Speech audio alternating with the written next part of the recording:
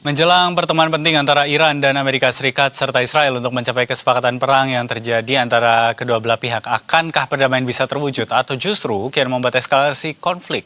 Kita akan bahas hal ini bersama dengan pengamat geopolitik Timur Tengah Dina Sulaiman. Selamat sore Ibu Dina.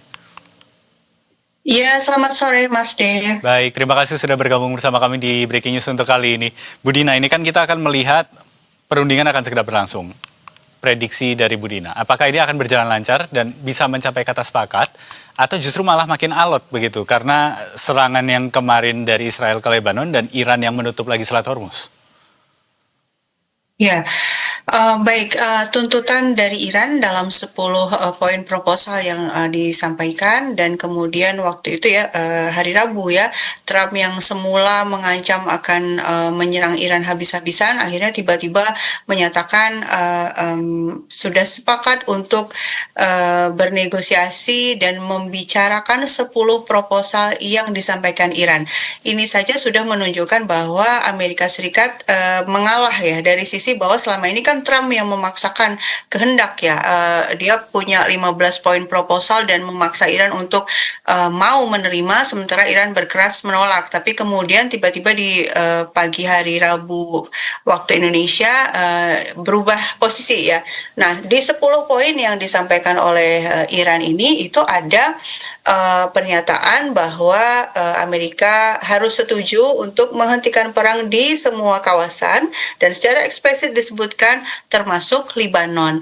Nah, masalahnya hanya beberapa jam setelah pernyataan Trump tersebut, justru malah Israel menyerang Lebanon. Nah, kemudian Israel mengatakan ya kita nggak ada urusan sama ini itu ya, proposal yang disampaikan Iran.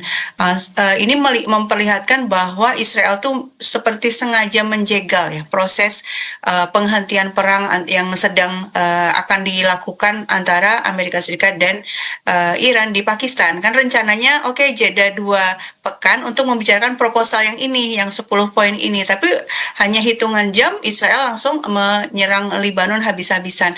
Nah, ini buat Iran sudah garis merah loh. Katanya kita mau jeda untuk membicarakan proposal, tapi mengapa Israel justru tidak dilarang oleh Amerika Serikat menyerang Lebanon? Nah, sayang sekali ini justru yang membuat saya pikir sebenarnya upaya gencatan senjata ini sudah kelihatannya sudah gagal ya, karena hari ini pun berita terbaru dari pihak Iran itu tidak ada tuh yang datang ke Pakistan. Ya, dan kemudian Selat Hormuz ditutup lagi. Nah, ini kan menunjukkan bahwa dari pihak Iran sudah kehilangan kepercayaan. Ada apa datang ke Pakistan? Mungkin akhirnya datang juga, tapi sampai yang terbaru ini tidak muncul berita bahwa betul-betul akan datang, karena merasa sudah dikhianati sejak awal. Belum duduk di meja perundingan ini sudah ada ini ya, pelanggaran atas apa yang memang sudah dijadikan garis merah oleh Iran. Iya, saya juga mencermati hal itu, bahwa memang Iran ini masih belum menyatakan siapa yang akan mewakili untuk datang begitu ya, walaupun Amerika sudah menyatakan wakil presidennya akan memimpin rombongan dari Washington untuk menuju ke Islamabad. Nah, jadi ini peluangnya akan seperti apa? Apakah besok Amerika Serikat akan duduk sendiri saja begitu bersama dengan mediatornya Pakistan tanpa ada Iran di seberang? Ya, masih tanda tanya besar ya. Ini seperti apa nih? Karena juga Trump sendiri kan kelihatan sekali tidak mampu ya mengendalikan Israel ya. Jadi setelah tadi ada serangan dari Israel, alih-alih kemudian misalnya ya meminta Israel untuk menghentikan perang, tapi justru Trump itu lewat juru bicaranya itu malah mengatakan, oh kami tidak terima yang 10 poin itu. Itu saja kan menunjukkan lah nanti Iran datang ke meja perundingan dengan poin yang mana ketika Trump melalui juru bicaranya sudah secara terbuka menyatakan tidak menerima 10 poin proposalnya Iran. Padahal sebelumnya beda lagi. Jadi artinya ini Trump ini bukan pihak yang bisa dipegang kata-katanya ya. Saya khawatir pihak Iran ya sudah ini ya artinya ini tidak bisa berunding dan tidak datang. Nah, kalau tidak datang besok ya artinya memang perang masih panjang berarti kan, tentu kita, sebagai bangsa Indonesia pengennya perang segera selesai ya, karena dampak perang, dampak ekonomi itu kan kita rasakan juga. Ya, Mhm. kita perlu menunggu ya, seperti apa kalau misalnya Trump misalnya ini, menjanjikan sesuatu atau memastikan bahwa, Israel nih nggak akan menyerang lagi ya, mungkin nanti ada perubahan gitu ya. Baik, Bu Nina, ini kan kita mendengar ataupun katakanlah memang perkembangan yang kemarin terjadi begitu bahwa sebenarnya waktu 2 minggu ini akan digunakan untuk berunding begitu. Sementara kemarin sudah terjadi serangan, hari ini atau beberapa jam terakhir sepertinya kemudian tidak ada yang baru begitu. Artinya situasinya bisa dikatakan relatif kondusif. Tapi kalau kemudian ternyata besok Iran tidak datang, katakanlah begitu, karena sampai sekarang masih belum ada pernyataan yang kuat soal Iran akan datang. Lalu apa yang kemudian akan kita lihat? Apakah situasinya dalam 2 minggu ini akan yang kita harapkan mudah-mudahan kondusif atau justru ternyata akan malah ada eskalasi baru begitu?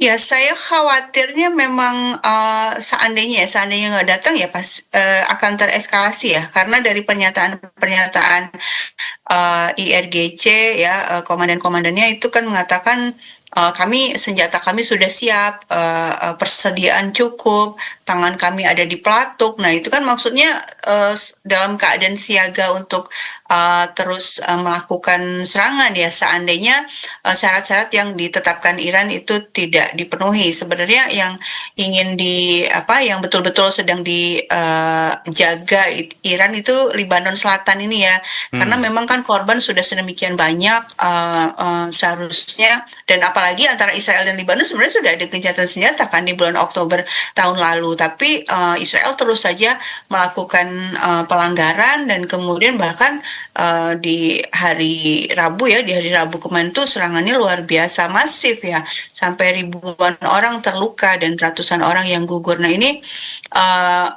buat Iran ini seolah-olah kayak apa ya, ini ya, menantang gitu. Ini Israel nih nantang nih gitu ya. Hmm. Hmm. Udah jelas kami mau untuk menghentikan serangan dengan syarat Lebanon jangan diserang lagi, tapi kok malah ditantang oleh Israel. Jadi ini menunjukkan memang kalau Israel itu memang tidak ingin ada perdamaian. Nah, ini juga yang disampaikan oleh Joe Ken ya, yang mantan direktur kontraterorisme Amerika Serikat. Dia mundur karena protes atas perang ini. Dia mengatakan menyambut baik upaya ini gitu ya, perkembangan bahwa ada jeda 2 pekan untuk membicarakan penghentian perang, tapi hati-hati nih, kemungkinan Israel akan menjegal. Ternyata benar ya, ternyata yang Hmm. dia perkirakan terjadi. Sehingga ini sepertinya ujian besar ya buat pemerintahan Amerika Serikat, apakah dia akan mempertimbangkan kepentingan nasionalnya sendiri atau tetap saja membela Israel meskipun dengan kerugian yang sangat besar seperti sekarang. Sementara terakhir Mojtaba yang pernyataannya dibacakan oleh presenter televisi pemerintahnya juga bilang bahwa kita tidak menginginkan perang, tidak menginisiasi perang, tapi ada juga tadi pernyataan-pernyataan tangan kami ada di pelatuk dan lain sebagainya. Apakah ini artinya sebenarnya Iran mengambil posisi defensif saja begitu, tidak dalam posisi menyerang, atau ya akan melakukan serangan balasan saja ketika Irannya diserang? Iya betul, memang, doktrin militernya Iran itu defensif ya, dan selama ini juga kalau diserang duluan baru akhirnya, melakukan serangan karena, Iran juga, posisinya kan rentan ya, dia tidak melakukan apapun yang salah pun sudah berkali-kali kena resolusi PBB ya, dituduh membuat senjata nuklir lah, kemudian diembargo dan lain-lain, selama puluhan tahun itu dialami, sehingga Iran itu posisinya selalu berusaha menjaga agar berada dalam koridor hukum internasional. Nah, sejak 28 Februari ini Iran kan diserang duluan oleh Amerika Serikat dan Israel, dan menurut pasal 51 PBB negara yang diserang itu berhak untuk membalas. Nah, sehingga situasinya sekarang ya Iran melakukan pembalasan. Nah, kemudian kan sudah ada kesepakatan nih yang hari Rabu ya, Hmm. bahwa dua pihak setuju untuk jeda 2 pekan. Ada pernyataan dari Trump dan ada pernyataan dari Iran. Nah, kalau tiba-tiba Iran menyerang duluan, nanti itu bisa Iran yang dipersalahkan juga ya. Tapi jika memang ternyata Israel atau Amerika Serikat melakukan serangan terhadap Iran, ya pasti Iran akan membalas dengan setara atau bahkan dengan lebih sehingga perang akan berlanjut lagi.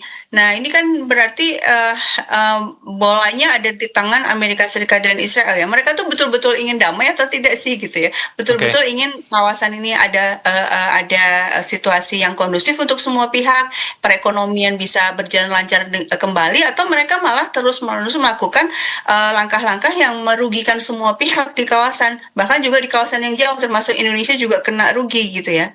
Baik, kalau begitu Bu Dina, terakhir sebelum kita tutup perbincangan kita untuk kali ini, apa yang bisa coba untuk kita prediksikan soal besok? Apakah pertemuannya akan terjadi atau tidak? Kalau misalnya pertemuannya terjadi, kira-kira butuh waktu berapa lama sampai kemudian kedua belah pihak ini bisa sepakat? Mengingat dulu pernah ada suatu kesepakatan yang butuh 15 tahun untuk bisa sampai terwujud begitu.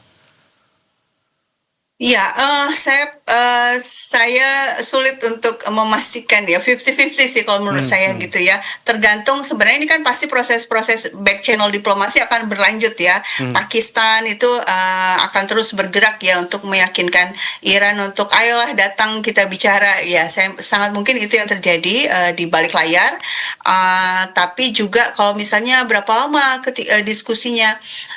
Selama ini sebenarnya balik lagi ya, ini kan situasinya Iran itu di atas angin gitu ya. Kenapa kok Trump akhirnya mau dia yang menawarkan dia yang duluan gitu ya. Kan berkali-kali itu yang bicara soal negosiasi itu selalu Trump ya di awal. Iran tuh selalu bilang, oh enggak, kita nggak mau negosiasi, kita nggak mau gencatan senjata, yang kita mau penghentian perang. Artinya memang dari sisi kekuatan kedua pihak ini, saat ini Iran lebih di atas angin. Iran yang yang bisa memaksakan keinginannya. Kan Baik, pertanyaannya kemudian, ini yang 10 poin ini memang berat buat Amerika Serikat kan? baik. Mau tidak mengikuti yang 10 poin yang diminta Iran? Ya, saya pikir ini nggak bisa, untuk mencapai 10 ini dipenuhi semua itu saya pikir akan lama, tapi biasanya dalam perundingan-perundingan seperti ini itu saling memberi konsesi ya, yang Mhm, namanya mhm. perundingan satu di kiri satu di kanan sama-sama bergerak ke tengah supaya ada kesepakatan tertentu yang bisa diterima oleh kedua pihak. Mudah-mudahan tidak terlalu lama dan harapan kita perang bisa segera selesai. Pengamat geopolitik Timur Tengah Dina Sulaiman telah membagikan pandangan dan juga analisanya di Berita Satu Breaking News. Bu Dina, terima kasih banyak dan selamat beraktivitas kembali.